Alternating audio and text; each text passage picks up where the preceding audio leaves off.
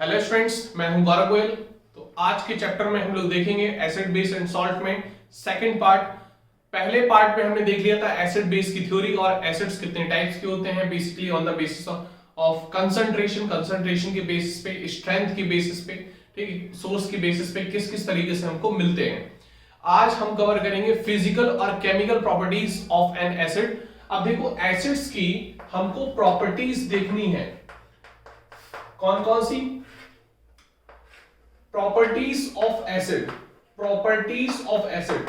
तो एसिड कोई भी चीज हो, उसकी जो प्रॉपर्टीज होती हैं वो होती हैं दो टाइप की, एक फिजिकल और एक केमिकल। अगर हम बात करें फिजिकल प्रॉपर्टीज की, तो यहां पर हम फिजिकल अपीयरेंस के बेसिस पे उसको जज करते हैं, ठीक है, कलर, टेस्ट, ऑर्डर, क्लियर, उसके बेसिस पे जज करते हैं। केमिकल प्रॉपर्टीज में हम जज करते हैं क्या, जब वो किसी other element, other compound, other substance के साथ, केमिकल सब्सटेंस के साथ किस तरीके से बिहेवियर शो करेगा, क्या बनाएगा, क्या प्रोडक्ट देगा, तो वो हो जाएगी केमिकल प्रॉपर्टीज। तो जब हम फिजिकल प्रॉपर्टीज के बेसिस पे आएंगे तो एसिड्स के हमको कुछ फिजिकल प्रॉपर्टीज देखनी है। जैसे कि हम बात करेंगे सबसे पहले टेस्ट। किसकी बात करेंगे? टेस्ट। तो अगर हम फिजिकल प्रॉपर्टीज में एसिड का देखें तो एसिड हमारा कैसा होता है? सोर टेस्ट का। कैसा टेस्ट का? सोर टेस्ट का, खट्टा होता है, सोर टेस्ट। अब देखो यहां पर जो सोर टेस्ट के होते हैं, तो वो हम कौन से एसिड्स पता कर पाएंगे? बेसिकली हमने बताया थी कि कुछ एसिड्स हमारे होते हैं कॉरोसिव, मतलब जैसे ही हमने उसको डाला या एक बूंद हमारे हाथ में गिरी तो हम बर्निंग सेंसेशन फील करेंगे, क्लियर। तो यहां पर सोर टेस्ट की जो टेस्ट हम किस में देखेंगे? वीक एसिड्स पे। वीक एसिड्स के बारे में हम इसको टेस्ट का पता कर पाएंगे, और वीक एसिड्स हमारे कैसे होते हैं? सोर इन टेस्ट। अगर हम स्ट्रॉन्ग एसिड की बात करें तो ये कैसे होते हैं? कॉरोसिव नेचर के। कैसे होते हैं? कॉरोसिव नेचर के। तो कॉरोसिव नेचर वाले का हम टेस्ट थोड़ी ना पता कर पाएंगे, क्लियर हुई बात की नहीं? तो स्ट्रॉन्ग एसिड्स हमारे कैसे होते हैं? कॉरोसिव नेचर के। इतनी बात समझ में आ रही है आपको? क्लियर। तो ये हम टेस्ट के बेसिस से बात कर रहे हैं, तो टेस्ट में हम वीक एसिड का जो टेस्ट देखेंगे वो सोर टेस्ट देखेंगे। इतनी बात क्लियर है? अब सेकंड पॉइंट जो है वो है फिजिकल स्टेट। क्या है? Physical state. अगर हम फिजिकल स्टेट के बारे में बात करें तो जनरली जो एसिड्स होते हैं वो सॉलिड और लिक्विड स्टेट्स के होते हैं। कैसे होते हैं? तो दे आर जनरली कैसे होते हैं? दे आर जनरली सॉलिड और liquid, solid and liquid states के होते हैं। इतनी बात क्लियर है? इतनी बात क्लियर है? फटाफट इसको नोट करो। थर्ड जो प्रॉपर्टी है एसिड्स की, वो हम देखेंगे, दे चेंज कलर। दे चेंज कलर। दे चेंज कलर। कलर के हिसाब से हम कैसे पता करें? कलर के हिसाब से कैसे पता करें? अब देखो, कलर के हिसाब से हमने बात की थी इंडिकेटर्स की। तो इंडिकेटर्स में हम कुछ इंडिकेटर्स देखेंगे। जैसे हम बात करें लिटमस पेपर, तो लिटमस पेपर में जो हमारा एसिड है वो blue litmus to red litmus में शो करेगा। क्या करेगा? Blue to red, blue to red litmus, blue to red litmus. Clear? ये जो कलर चेंज करेगा वो ब्लू लिटमस से रेड लिटमस में चेंज करेगा। रेड में कन्वर्ट हो गया मतलब खतरा, खतरा मतलब क्या हो गया? एन एसिड, एसिड बता रहा है वो। क्लियर हो रही बात की नहीं? तो ब्लू टू रेड अगर करेगा तो that is called an acid. इतनी बात समझ में आ रही है आपको? इतनी बात क्लियर है? ठीक है। अब जैसे हम बात करें, कुछ हमारे इंडिकेटर्स और होते हैं, जैसे हमारा लिटमस हो गया। दूसरा है फिनोप्थिलीन। फिनोप्थिलीन, देखो फिनोप्थिलीन, ये तो हो गया लिटमस अगर हम इसकी बात करें। दूसरा है हमारा फिनोप्थिलीन। फिनोप्थिलीन, तो फिनोप्थिलीन क्या करता है? ये हमारा एज इट इज रहता है कलरलेस, क्योंकि ये कलरलेस होता है, कलरलेस ही रहता है, ये बेस के प्रेजेंस में चेंज करता है, तो कलरलेस। क्लियर? समझ में आई बात कि नहीं? रिमेन कांस्टेंट, रिमेन कांस्टेंट ऐसे लिख सकते हो, रिमेन कांस्टेंट। कैसा होता है? ये कलरलेस ही होता है, कलरलेस ही होता है। क्लियर? नेक्स्ट हमारी हम बात करें थर्ड की, तो थर्ड की बात करें टर्मरिक। किसकी बात करें? टर्मरिक। तो टर्मरिक जो होता है हमारा हल्दी, वो हमारी एज इट इज येलो ही रहती है, ठीक है, remains yellow, remains yellow. Clear बात की नहीं? Remains yellow. क्लियर हो रही बात? इसको फटाफट नोट कर लो, रिमेन्स येलो। Got it? तो ये हमारे कुछ चेंज कलर की बेसिस पे है। मेन चीज ये याद रखना, blue to red litmus, blue to red litmus, ये वाला सेक्शन याद रखना। क्लियर? ये मत भूलना। समझ में आ रही है आपको बात? ये मत भूलना। क्लियर? अब हम आगे बढ़ते हैं, इसको नोट करते जाना साथ साथ। हम आगे बढ़ते हैं। देखो नेक्स्ट इसकी फिजिकल प्रॉपर्टीज ही देख रहे हैं अभी हम। फिजिकल प्रॉपर्टीज में नेक्स्ट इसकी प्रॉपर्टीज देखेंगे। नेक्स्ट इसकी प्रॉपर्टीज देखेंगे। फिजिकल प्रॉपर्टीज में नेक्स्ट इसकी प्रॉपर्टीज देखेंगे। They are fourth property. ये कैसे होते हैं? ठीक है, they are good conductors. They are good conductors. ठीक है, they are good conductors. Clear हो रही बात कि नहीं? लास्ट जो पॉइंट है, ये कंडक्टर्स अच्छे होते हैं एसिड्स में, एसिड्स हो या बेस हो। ठीक है, फिफ्थ की बात करें, ठीक है, स्ट्रॉन्ग की बात करें, ज्यादातर स्ट्रॉन्ग जो होते हैं वो आयनिक फॉर्म में रहते हैं, आयनिक फॉर्म में होते हैं। तो आयंस जब मोबाइल करेंगे, मोबिलिटी शो करेंगे, तो वो कंडक्टर बिहेव करेंगे, मतलब एज अ करंट फ्लो करेंगे, वो इलेक्ट्रिसिटी प्रोड्यूस करेंगे वो, तो they are conductors. Fifth point इसका है, they strong acids are corrosive. तो ये तो मैं लिखवा चुका हूं, they are also corrosive. They are also corrosive. तो कॉरोसिव में बस ये कॉमन सेंस वाला याद रखना कि स्ट्रॉन्ग एसिड्स ही होते हैं कॉरोसिव। ठीक है, वीक एसिड्स तो हम खा सकते हैं। क्लियर हुई बात कि नहीं? It is eatable. ये हमारी हो गई फिजिकल प्रॉपर्टीज। ये हमारी हो गई क्या? Physical properties. अगर हम इसकी केमिकल प्रॉपर्टीज की बेसिस पे बात करें, तो केमिकल प्रॉपर्टीज पे आते हैं, इसको नोट कर लो फटाफट। क्लियर? नेक्स्ट इसकी केमिकल प्रॉपर्टीज पे आते हैं। तो केमिकल प्रॉपर्टीज में सबसे पहली प्रॉपर्टीज देखेंगे रिएक्शन विद मेटल। पहला देखेंगे reaction with metal. Reaction with metal, metal के साथ एसिड्स की रिएक्शन। अब देखो मेटल के साथ एसिड्स की रिएक्शन, जैसे हमने ले लिया HCl, क्या ले लिया? HCl, और इसकी रिएक्शन हमने करा दी सोडियम से, क्लियर, मेटल से। तो ये हमारा सॉलिड है, ये हमारा क्या बना देगा? NaCl। क्या बना देगा? NaCl salt plus hydrogen gas. Salt plus hydrogen gas, hydrogen gas को क्या कर देगा? रिलीज कर देगा। क्लियर? सिंपल। हमने बात की पहले HNO3, यहां पे हमने रिएक्शन करा दी मैग्नीशियम की, तो मैग्नीशियम क्या बना लेगा? Magnesium nitrate. क्या बना लेगा? Magnesium nitrate. क्लियर? और क्या बना देगा? हाइड्रोजन गैस को क्या कर देगा? इवॉल्व कर देगा। हाइड्रोजन गैस क्या कर देगा?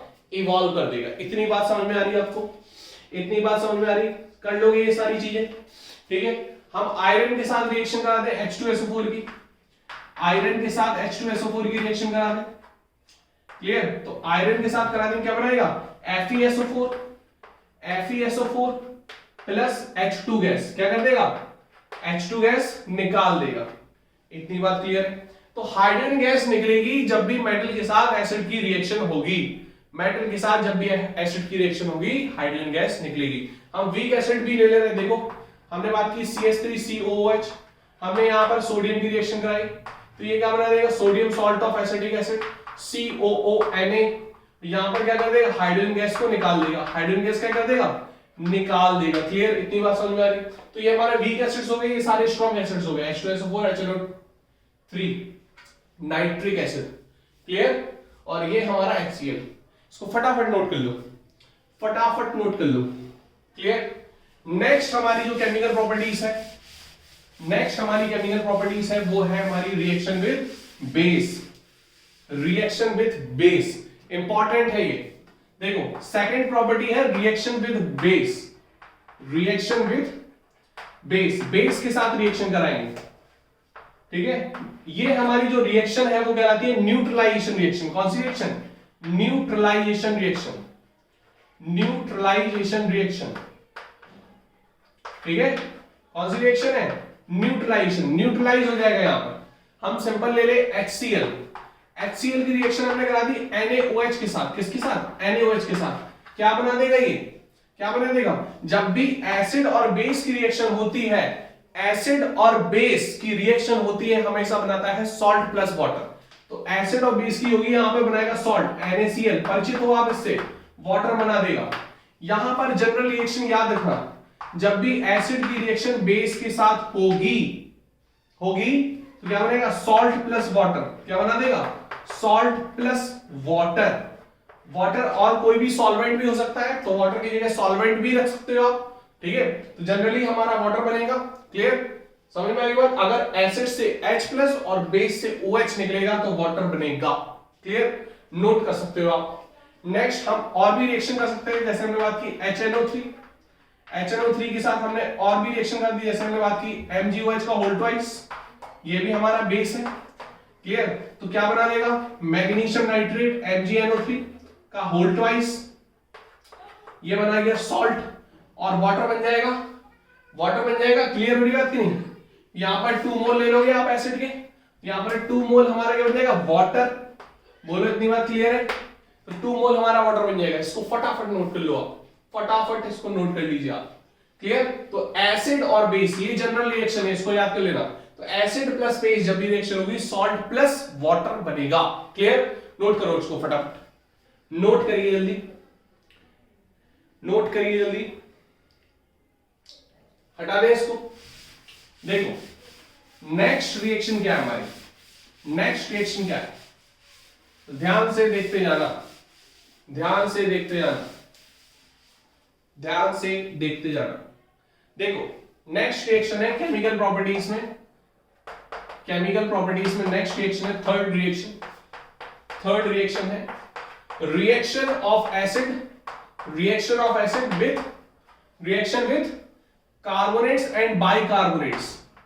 कार्बोनेट्स समझ गए, कार्बोनेट्स में होता है CO3 नेगेटिव, एंड बाइकार्बोनेट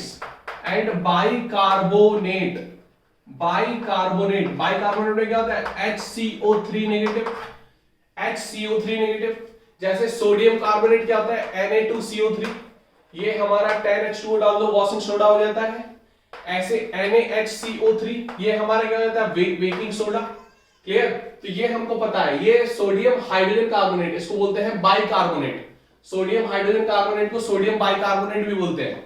ये क्या हो गया, सोडियम कार्बोनेट। क्लियर, अब इसकी रिएक्शन करा दें हम एसिड के साथ। क्लियर, जब हम इसकी रिएक्शन जब एसिड के साथ करा दें, जैसे हमने बात की इसमें A, तो हमने ले लिया HBr इसकी रिएक्शन, ठीक है। इसकी हमने रिएक्शन करा दी Na2CO3 के साथ। Na2CO3 क्या बना देगा ये, सॉल्ट। क्या देगा ये, सॉल्ट NaBr।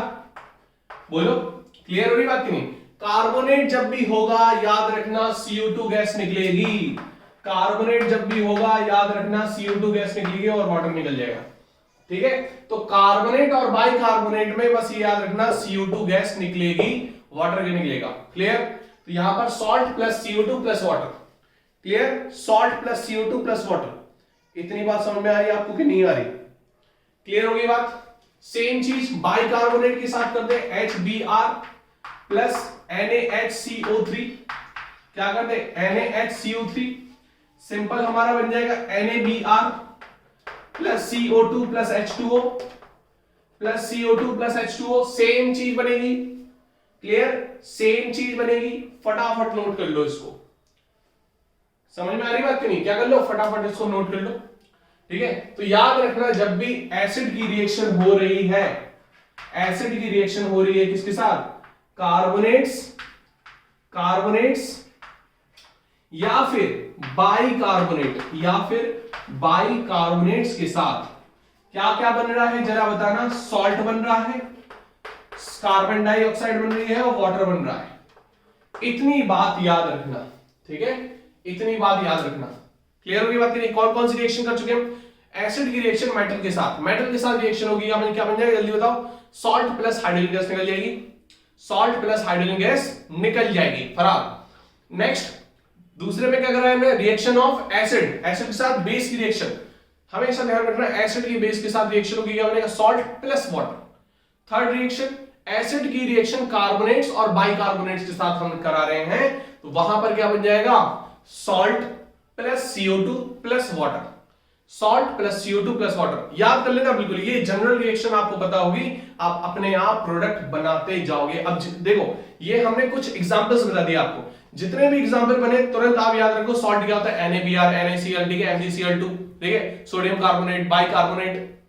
समझ में आई बात? तो यहां पे NaNO3, CnO3, ठीक है, CnO3 का होल ट्वाइस। तो इस तरीके से यहां पर ये सॉल्ट्स होते हैं। ठीक है, नाइट्रेट्स, क्लोराइड्स, सल्फेट्स। क्लियर हो रही बात कि नहीं? तो ये हमारे सॉल्ट्स होते हैं। तो सॉल्ट्स को पहचानने की थोड़ी सी लगाओ, थोड़ा सा लाओ अपने हुनर, थोड़ा सा जितनी ज्यादा प्रैक्टिस होगी उतने से सॉल्ट पता चलेंगे सॉल्ट्स बेसिकली क्या होते हैं। ठीक है, तो सॉल्ट बना लोगे, फिर CO2 बना लोगे, फिर वाटर बना लोगे, ये हमारी जनरल रिएक्शन हो जाएगी कार्बोनेट्स और बाइकार्बोनेट्स के साथ। बोलो इतनी बात समझ में आई आपको? क्लियर हो रही बात? अब देखो लास्ट रिएक्शन और कराते हैं, और ये भी बहुत सिंपल है। देखो लगता है एसिड बेस हमारा टफ है, लेकिन एसिड बेस बिल्कुल भी टफ नहीं है। एसिड आपकी देखो उंगलियों पे याद हो गया, बिल्कुल उंगलियों पे याद हो गया। ठीक है, देखो यहां पर केमिकल प्रॉपर्टीज में लास्ट प्रॉपर्टी और बची, एसिड खत्म। ठीक है, देखो केमिकल प्रॉपर्टी में लास्ट प्रॉपर्टी बची। लास्ट प्रॉपर्टी क्या है? देखो रिएक्शन विद, हमेशा एसिड पढ़ रहे हैं तो एसिड की रिएक्शन कराएंगे। एसिड की रिएक्शन किसके साथ? मेटल ऑक्साइड के साथ, मेटल ऑक्साइड। अच्छा जरा बताइए, मेटल नॉन मेटल हम लोगों ने पढ़ा है, तो मेटल और मेटल के ऑक्साइड्स क्या होते हैं? मेटल के ऑक्साइड क्या होते हैं? बेसिक। और हमने अभी रिएक्शन की एसिड के साथ बेस की, तो क्या बन रहा था? Salt plus water. सेम चीज यहां पर बन जाएगी अगर हमने HCl की रिएक्शन की कैल्शियम ऑक्साइड से। क्या बन जाएगा?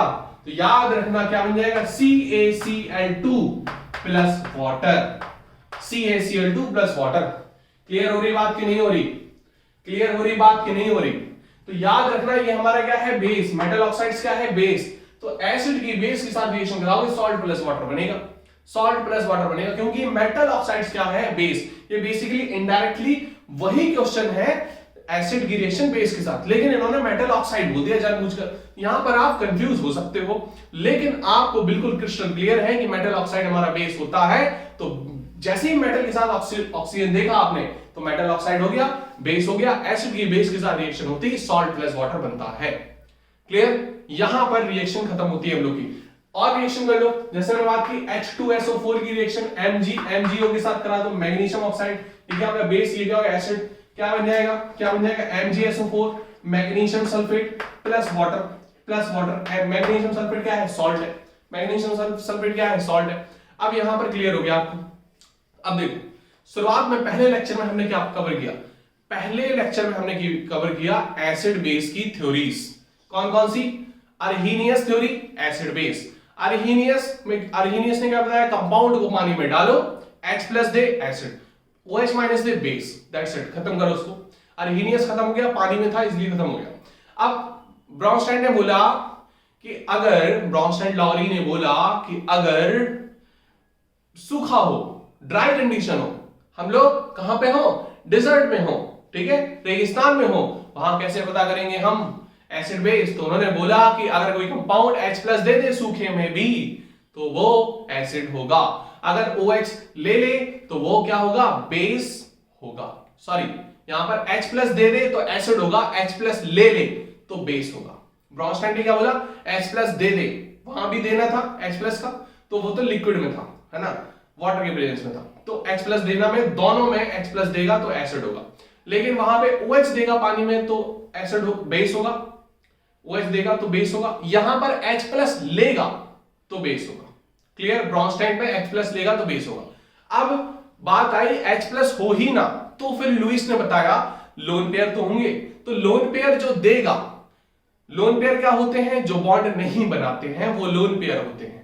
जो बॉन्ड नहीं बनाते हैं वो इलेक्ट्रॉन के पेयर, आउटर मोस्ट शेल के electron pair, outermost shell, ध्यान रखना, आउटर मोस्ट शेल, ठीक है, बाहरी शेल के इलेक्ट्रॉन पेयर जो बॉन्ड नहीं बनाते हैं वो लोन पेयर होते हैं। जो बॉन्ड बना लेते बॉन्ड पेयर, जो बॉन्ड नहीं बनाते लोन पेयर। तो वो लोन पेयर दे देता है क्योंकि वो बॉन्ड तो बनाते नहीं है। तो लोन पेयर अगर वो दे रहा है तो वो क्या हो गए? Lewis base. और लोन पेयर अगर ले रहा है, लेगा कब? जब वैकेंट ऑर्बिटल हो, जगह तो होनी चाहिए। मेहमान को आप तभी बुलाओगे घर पे जब आपके घर में क्या हो? गेस्ट रूम हो। नहीं हो गए तो दिक्कत होगी। तो जब खाली होगी जगह तभी लोन पेयर आप एक्सेप्ट करोगे, वैकेंट ऑर्बिटल होगी तभी आप एक्सेप्ट करोगे, और तब वो लुईस क्या हो जाएगा? एसिड हो जाएगा।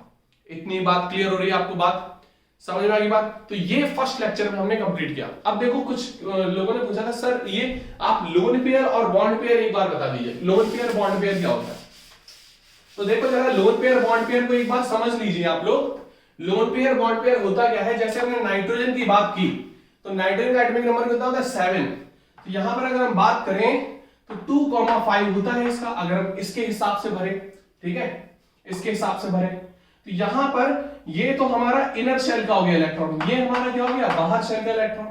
3 तो ये क्या बना लेता, 3 हाइड्रोजन के साथ बॉन्ड बना, 3 तो इलेक्ट्रॉन इसके यूज हो गए, 2 इलेक्ट्रॉन बचे, मतलब एक ऐसा इलेक्ट्रॉन का पेयर बचा, पेयर मतलब 2 लोग हों साथ में, उसको पेयरिंग बोलते हैं। 2 इलेक्ट्रॉन ऐसे बचे जो बॉन्ड नहीं बनाते हैं तो वो कहलाते हैं लोन पेयर इलेक्ट्रॉन। वो लोन पेयर इलेक्ट्रॉन यहाँ पे ऐसे डिनोट होता है ऊपर नाइट्रोजन के ऊपर, देखा होगा, तो ये हाइड्रोजन के साथ 3 बॉन्ड बना देता है, ठीक है, क्लियर। तो ये लोन पेयर दे देता है किसको, किसी को भी दे सकता है। तो ये तो हमारे क्या हो गया लुईस बेस।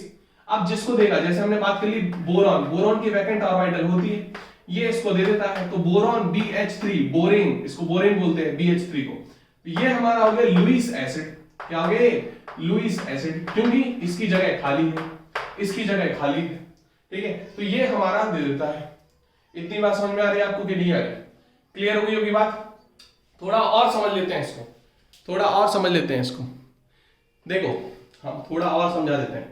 देखो एसिड यहां पर क्लियर हो चुका है, तो एसिड को तो अब हम नहीं बताएंगे, थोड़ा यूजेस वगैरह बता देंगे हम लास्ट में। यहां पर एसिड को अब खत्म हो गया, लेकिन यहां पर कुछ चीजें समझ लो आप, कुछ चीजें आप बिल्कुल ध्यान नहीं देते हो, 9th क्लास में पढ़ा होगा ये सब। देखो इधर पे, इधर देखो, ये हमारा क्या हो गया न्यूक्लियस, ये पहली शेल, दूसरी शेल, तीसरी शेल और ये चौथी शेल। ये हमारा K, L, M और AN 4 शेल होती हैं एटम के अंदर, है ना। शेल, अगर हम बात करें शेल, ध्यान रखना यहां पर शेल, तो K shell, L shell, M shell, N shell. Shell के अंदर होती है सब शेल, शेल के अंदर क्या होती है सब शेल, ध्यान रखो इसको थोड़ा, सब शेल। अब जो K शेल होती है, K जिसको हम 1 पहली शेल बोलते हैं, ये हमारी दूसरी शेल, ये तीसरी शेल, ये चौथी शेल, क्लियर, ठीक है। तो ये पहली शेल में जो होगा, तीसरी शेल, चौथी शेल, पहली शेल में केवल S, small s subshell होती है। इसमें क्या होती है S और P दोनों सब शेल होती है। इसमें क्या होती है S और P और D तीनों होती है। इसमें S और P और D और F चारों होती है, क्लियर। अब सब शेल के बाद आती है ऑर्बिटल्स, क्या आती हैं ऑर्बिटल्स, क्लियर। अब S सब शेल में, S में केवल एक कमरा होता है, P में 3 कमरे होते हैं, कितने 3, D में 5 कमरे होते हैं, कितने 1 2 3 4 5, F में कितने होते हैं 7, 1 2 3 4 5 6, 1 2 3 4 5 6 7, क्लियर, 7, मतलब 2 2 बढ़ रहे, 2 बड़े 3 हो गए, 2 बड़े 5 हो गए, 2 बड़े 7 हो गए। अब यहां पर कमरे सेल के अंदर होती है ऑर्बिटल्स, ऑर्बिटल्स ये कमरे होती हैं। अब एक कमरे में 2 इलेक्ट्रॉन भरे जाते हैं, एक बॉन्डिंग एक एंटी, इस तरीके से भरे जाते हैं, ठीक है। तो इसमें 2 भरे जाएंगे, इसमें 6 इलेक्ट्रॉन, इसमें 10 क्योंकि 5 कमरे हैं, इसमें 14 क्योंकि 7 कमरे हैं, क्लियर। तो यहां पर थोड़ा ध्यान देना, यहां पर ध्यान देना। शेल के अंदर होती हैं सब शेल्स, इसमें S होती है, इसमें sp, इसमें sp_d, इसमें sp_d_f। ऑर्बिटल्स 1 2 3, ये 5, ये 7, 1 3 5 7, 2 2 बढ़ रही है, क्लियर हुई बात नहीं। यहां पर ये पहली शेल है, तो पहली में केवल 1s होता है और s में 2 इलेक्ट्रॉन होते हैं, ध्यान रखना s हमेशा 2 इलेक्ट्रॉन।